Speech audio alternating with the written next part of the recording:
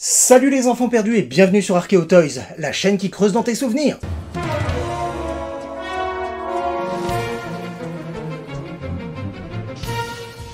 Tout d'abord, merci à vous. Vous n'avez jamais été aussi nombreux à nous suivre. Vos commentaires sont toujours plus encourageants et le mieux que vous puissiez faire si vous aimez la chaîne, c'est d'appuyer sur le bouton abonnement si ce n'est déjà fait et surtout de partager nos créations.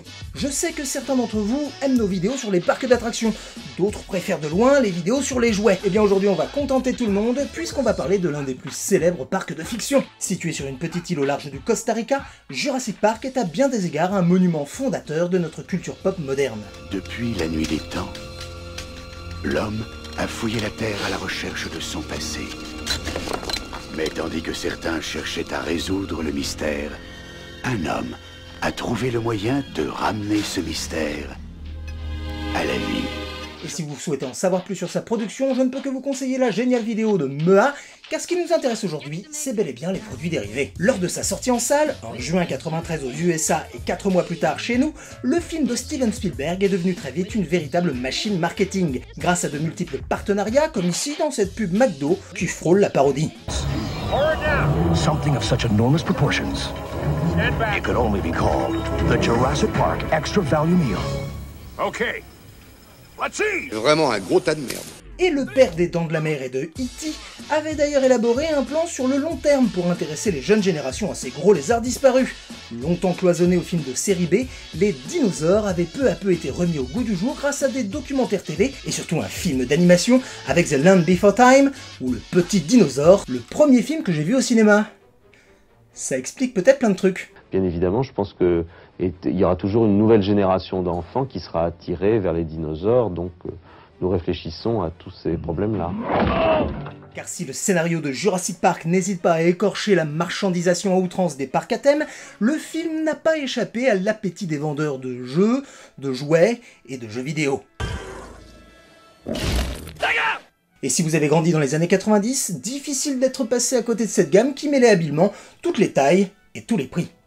Et il y avait de quoi frissonner de plaisir, car les designers ont habilement mélangé tout ce que les techniques de l'époque pouvaient proposer. Des petits modèles avec des gadgets mécaniques pour le moins cher, des versions de luxe avec puces sonores intégrées, et surtout de bons gros dinosaures à la peau caoutchouteuse reproduisant à merveille les écailles des sauriens tels qu'on a pu les voir dans le film. Les humains sont également de la partie, mais cette fois, la ressemblance n'est pas vraiment au rendez-vous, car si les dinos ont été créés relativement tôt dans la pré-production par l'atelier de Stan Winston, le casting a été un peu plus compliqué. Il semble donc que Kenner ait dû travailler sur la base de travaux préliminaires, parfois très éloignés du choix final.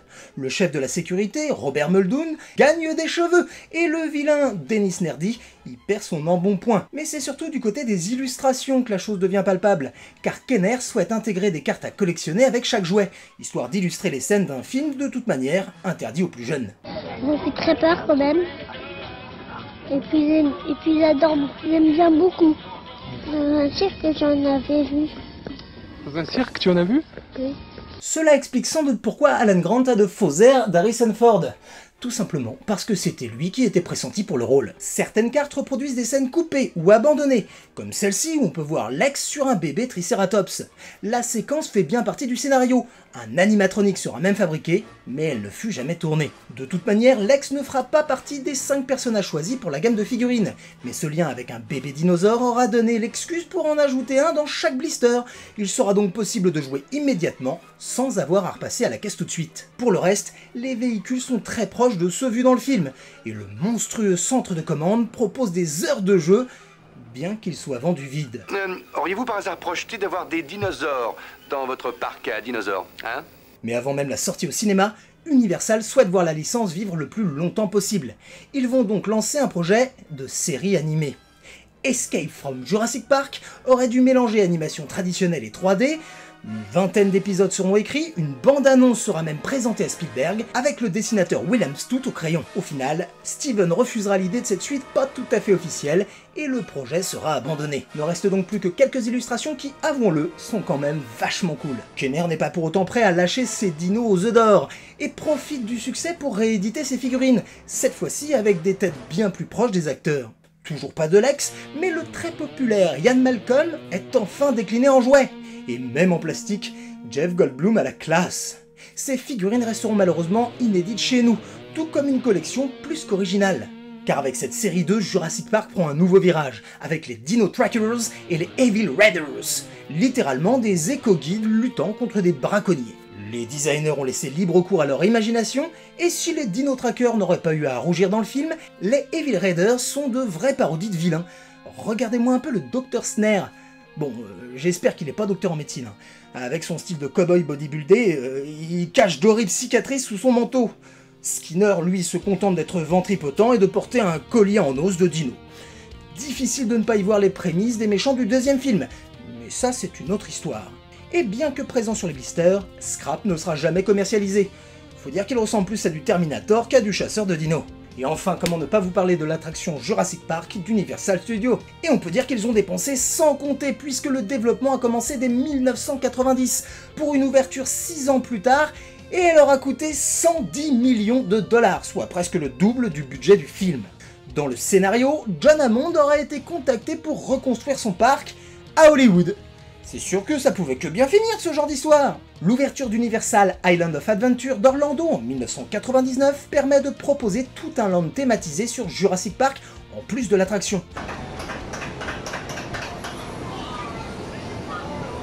Mais c'est pas du tout un enfant! Pendant 5 minutes, les visiteurs pourront voguer au milieu des dinos sur un bassin de quelques 5 millions de litres, pour finir par un grand splash, longtemps le plus haut du monde. L'attraction sera entièrement rénovée pendant près d'un an pour rouvrir à neuf en juillet 2019. Juste à temps pour que je puisse la tester pour Archéo Park. Pas de chance, c'était la semaine de maintenance annuelle, je n'ai donc pas pu vous ramener d'images. Mais j'ai ramené une tasse, juste assez grande pour récolter tout le sel de mes larmes. Bon, j'ai quand même pu visiter le fameux centre des visiteurs et assister à quelques rencontres très sympas avec des employés et des dinosaures. Visiblement, certains sont pas prêts de s'en remettre. J'aurais pu vous parler également des comics, édités par le vendeur de cartes Topps, qui offre des préquels à l'avocat Daniel Gennaro et au vilain Denis Nerdy. Pas forcément le meilleur choix de personnage, tout le monde s'en fout. Mais le plus surprenant reste la série Raptor, où Ellie et Alan retournent sur l'île pour les sauver, avant de s'écraser en Colombie dans le jardin d'un trafiquant de drogue qui veut rien de moins que dresser les raptors pour en faire un genre de chien de garde. C'est ridicule! Évidemment, nous aurons l'occasion de revenir bientôt sur les suites qu'a connues Jurassic Park, de futures vidéos, où je pourrais vous parler de la fois où les designers n'ont pas hésité à sortir des dinosaures modifiés génétiquement. But it all went horribly wrong! Jurassic Park, new chaos effect. We were surrounded by chaos mutations. Velociraptor, thrashing wings combined with ripping raptor teeth. We fell back to the Tridozer when Chaos Thrasher T-Rex, he turned our plans upside down! On verra jamais ça au cinéma! Et enfin, le succès de nos dinosaures connaîtra quand même quelques polémiques, notamment chez nous. Celui-là, c'est pour mes enfants, voilà. J'ai pas vu le film, c'est peut-être une merde, dans ce cas-là, ça servira pour la voiture, pour essuyer le pare-brise après. Et surtout en Israël, comme le relate ce petit reportage de 1993. Le Danone israélien a multiplié ses ventes par 3 depuis une semaine, en accolant simplement sur chaque yaourt, sur chaque litre de lait, un dinosaure. Les chaînes marchent à plein régime, les enfants adorent, mais c'était trop beau. Les plus religieux n'apprécient pas du tout car selon les scientifiques, les dinosaures étaient bien là sur Terre il y a 100 millions d'années, alors que le calendrier juif a commencé il y a seulement 5753 ans. Steven Spielberg, le grand réalisateur, a le droit de faire fortune avec ses dinosaures en Israël, mais pas Tara, le petit laitier israélien. Difficile d'être exhaustif sur le sujet, et j'attends vos commentaires avec impatience. Ce qui est certain, c'est qu'en presque 30 ans, Jurassic Park est parvenu à sortir la figure du dinosaure des vitrines de musées et aura révolutionné la manière dont nous les percevons, même si ça n'est pas toujours en phase avec les connaissances scientifiques actuelles. La vague Jurassic de 1993 n'est que le premier coup de boutoir d'une saga qui compte maintenant 5 films, et même si la tournure prise sur les 4 derniers opus ne m'a pas forcément réjoui, je dois avouer que je m'y replonge régulièrement, à chaque fois avec plaisir. Enfin, presque à chaque fois. Et si comme moi vous rêvez de réussir votre life en retrouvant tous vos joies d'enfance, je vous conseille la boutique du Jurassic, dont vous trouverez le lien en description. Cette vidéo n'est pas sponsorisée, je n'y gagne rien et je n'ai pas de code promo à vous offrir, mais c'est le genre de site que j'aime beaucoup, tenu par un vrai passionné de dino qui fait un boulot assez ouf pour les fans. Bref, j'espère que cette petite vidéo vous a plu. Pour l'occasion, on a essayé de faire un gros travail de restauration sur des vidéos ripées VHS un peu sales. J'espère que c'était plutôt joli, que vous avez apprécié.